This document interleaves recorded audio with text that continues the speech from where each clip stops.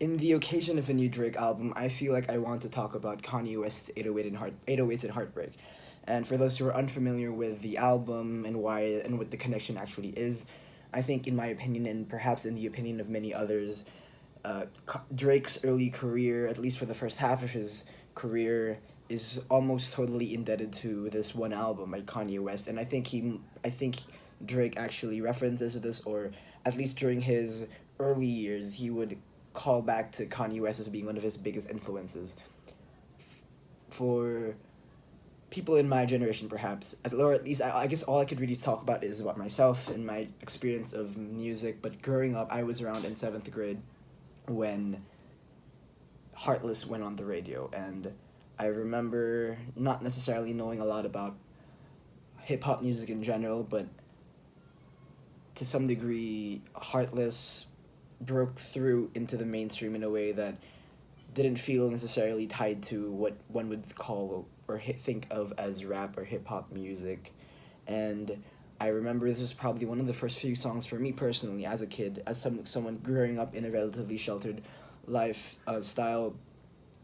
One of the first rap songs, or pop rap songs that I knew all the lyrics to. I would rap it along in school and all this stuff, and it was such a big part of my introduction to Kanye West, and my introduction to this kind of music that was perhaps more contextually moody and explorational with regards to moving beyond the normal pop aesthetics of bland generalities and perhaps being more singularly personal and distressing to some degree. And that was my first introduction to Kanye West, was through this album and through the song Heartless in particular. I remember seeing Heartless and Love Lockdown a lot on the television, on TV, on MTV, because their music videos would be playing all the time. Because I think they were, the music videos were animated, and it had this very interesting, just artistic palette of visual palette, and it reminded me a lot of, or at least not, it didn't really remind me of, but it was kind of made in a very similar style of the album covers that of graduation. That kind of Kanye aesthetic was the main thrust of these music videos, in a way that not many artists were using music videos that were animated, in my understanding of things, at least in my perspective, as apart from Gorillaz perhaps. Anyway, so 808s and Heartbreaks was really what introduced me to Kanye West, and from that moment on, I really didn't necessarily tie him to this big rap being of this braggadocious hip hop mogul that he is perhaps sometimes perceived as, or at least he was even before this album came out, because that was my first introduction to him. It was this moody, sonically minimalist, what sounded like a Heartbreak album. At least, when you think of the title, it's called 808s and Heartbreak, and at the time when I first heard it, I didn't necessarily understand, or I didn't know the context behind the actual music with regards to his separation with his girlfriend, as well as the death of his mother, which is perhaps what the Heartbreak references to. In 808s, I only really understood this a couple of years ago when I found out that 808s references the TR-808, which is the Roland instrument, or I guess to some degree it's not really an instrument, it's like a drum machine that was very, very influential in the 80s with regards to the rise of electronic music and rise of rap music as well. But I was listening to this Drake album today, and I thought I was kind of it made me really want to go back to 808s, and I listened to it again this afternoon, and I was very struck by how Kanye West was able to meld a kind of minimalist electronic backdrop and what even felt to sound like very apathetic and disjointed, because of the use of autotune. It gives it a sense of disjointed, as a bit of a detached feeling to the music, when the lyrical content is especially personal and sad and moody, and but there's some kind of dissonance when you listen to the lyrics with regard to hearing him it being projected with the autotune vocals, and it doesn't necessarily help that you have all these very robotic sounds in the background, mostly again I guess mostly from the TR-808, but there's a lot of very robotic beats and very sparse. It's very interesting, and actually reminded me of Ernest Hemingway's iceberg theory, or the way he writes his works in a way that seem very sparse and to some degree minimal, that but not necessarily going into very strong thematic depth with the actual content of the writing. However, because of its very what seems like shallow exploration of the events that's happening around, it allows the viewers to have a sense in which have a greater appreciation for the perhaps alienated state of the main characters, or the state in which the shallowness of the descriptions get aggravated, or they just get you get so into the very minimalist nature of the descriptions of the things that it creates a very strong dissonance in the minds of the readers and of the listeners, at least for this case, that I think works very well with this album. In some way, it feels like it's robot music. Imagine if robots were telling a love story to each other, but the lack of perhaps general emotion in the actual voice that may be covered, or not really covered, but hidden because of the use of autotune, just even further maximizes and exemplifies this feeling of just pure alienation and distraught. What's very interesting about the album, which I realized when listening it to now, was that most of the album feels very much like a breakup album, in a sense that it seems to be about a specific woman who, as we kind of know, or at least as I kind of learned throughout listening to more of Kanye's work, is about his girlfriend who he broke up with after the death of his mother in 2007. And it's very interesting how, in the same way that with Hemingway's iceberg theory, or iceberg way of writing, he doesn't necessarily go into the deeper depths of the thematic depths in with regard to the actual lyrical content. But same thing here. It seems like completely underlying the whole album is that of the death of his mother, who it seems like he doesn't necessarily even reference explicitly throughout the first 11 songs. It seems like it's mostly he's like it seems like someone who is talking about all about one thing, but really meaning another. Same way again. I don't know why. I think it's because recently I read Ernest Hemingway's first book, The Sun Also Rises, and it's something about when the author or the protagonist would be saying things or describing his surroundings, because of the minimalist way in which he describes it, in a very detached way the things are being described. It highlights, if you kind of read it in a way that you are aware of the overall surroundings, the main character's alienation and the actual deeper layers become illuminated from this detachment of the descriptions. And what that detachment feels to exemplify in this album, for example, is his total talking about of this woman, of this relationship that he had, when actually the deeper layer that seems to have really distraught him, that caused him to kind of create this big sonical shift from graduation, was the death of his mother, which is the one that really, going back, if you look at in the perspective of being a Kanye fan, if you're familiar with Kanye's history, it really is from the moment that his mother dies that he kind of changes, not only with his musical style and musical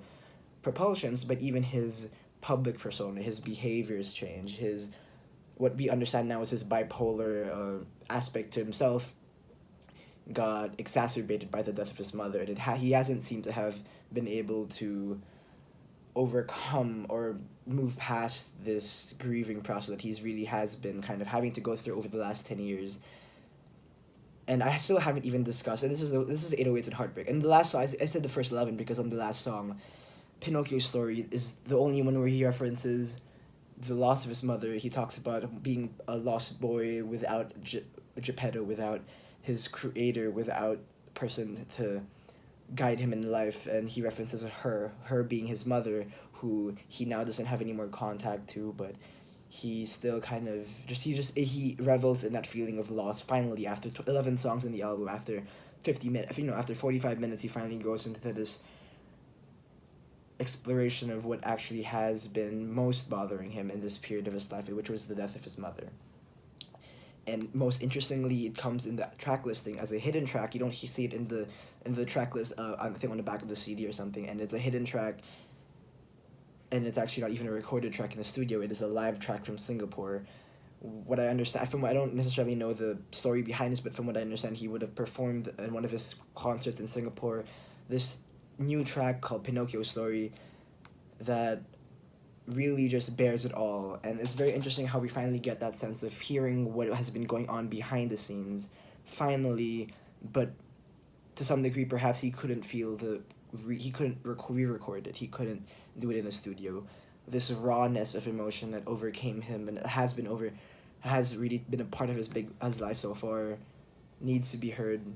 live. Needs to be heard in the moment of of singing. And what I actually noticed from the song is very interesting, not necessarily in relation to the other songs in the track list, but it sounds very.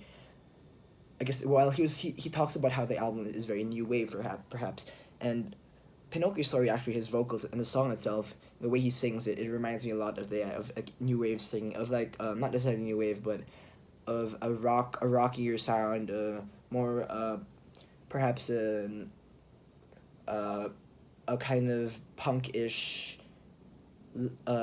new wave early 80s kind of expression of singing, where Pinocchio Story, from what I'm not sure if this is true because I may have heard it wrong, but I don't think there's any auto-tune on Pinocchio Story. The first one, and all of this again it's so perfectly, the content and the structure is all so perfect, because again the rest of the album is filled with these auto-tune. He has like a barrier, so it's that before he was able to express himself, it goes through this roboticized machine before it becomes passed on to the audience, and finally we hear him straight directly. He hears actual voice, he hears actual singing, and he's lost and all this stuff. And I don't necessarily know how, again, this came out of nowhere, and I really wanted to talk about it in reference to Drake and his, but I think you can go read all about 808s and Heartbreaks and its influence, because again what happened for this music was that it subverted the natural perceptions of not only 808 drum machines or whatever, but it subverted the expectations of what a hip-hop star, a rap icon would rap about. Whether, he does the same thing with the College Dropout in Later Decision, where he talks about family and his upbringing in a way that doesn't necessarily go into gang violence and profanity, overloading with profanities. But in this album he